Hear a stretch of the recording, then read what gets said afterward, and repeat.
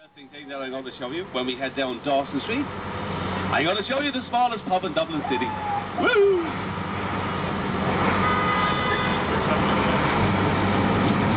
Right, here we go. Now here we go down Dawson Street. Over there on your left-hand side, folks, have a look. You see that sign for the Dawson Lounge, the red door? That is the smallest. Right, are we ready? 1, 2, 3.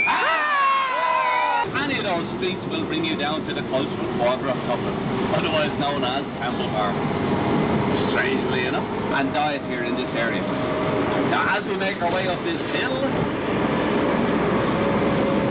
maybe you have a look on your left-hand side. You see those circular plaques over them doors? They show scenes from the book Gulliver's Travels. And of course, Jonathan Swift was Dean of St. Patrick's Cathedral, which is coming up on your right-hand side when we go through the traffic light. This is the best view you are going to get of this 12th century church, the biggest church in Ireland.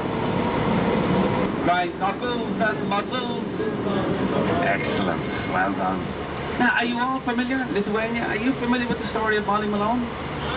No? Oh, okay, right. Well, let me try and explain it to you. Children on board.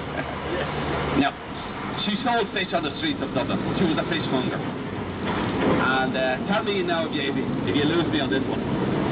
Well, being a fishmonger, Molly didn't make a lot of money, so she had to get herself another job. Late at night. Okay? Yeah. If you have any doubts on what that job was, you see that blue shop number 19? That was our head office.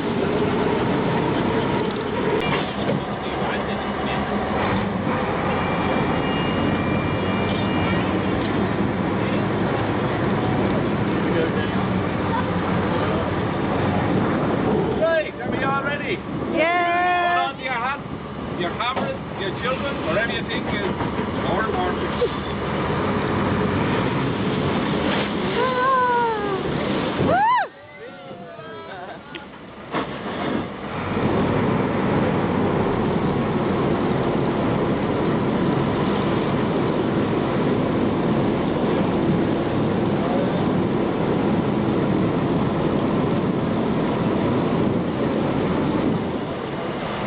Folks, you'll be happy to know that we have just turned into a boat.